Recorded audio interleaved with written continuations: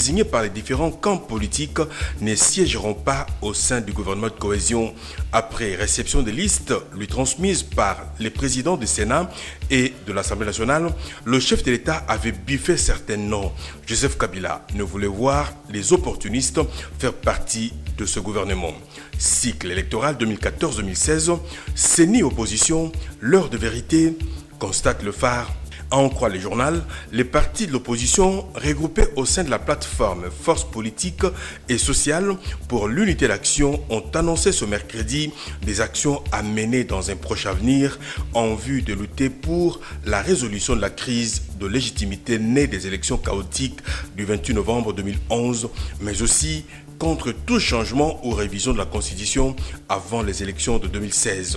Changement de stratégie à l'ONU, au Grand Lac, Mary Robinson s'en va, endure, Acquire arrive, s'exclame la prospérité.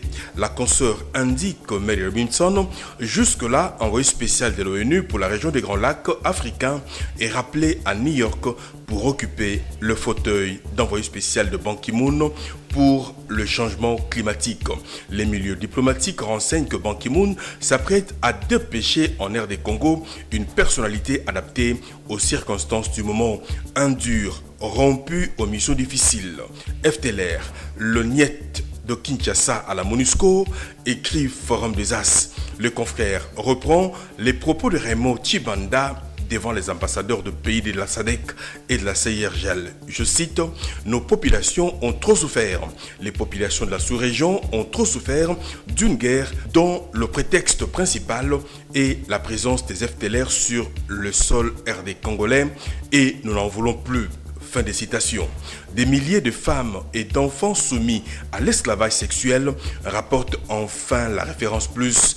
La consoeur explique que Médecins sans frontières a dénoncé ce mercredi l'esclavage sexuel et le travail forcé que les milices infligent aux civils, dont des enfants dans des régions minières de l'Est et de la RD Congo.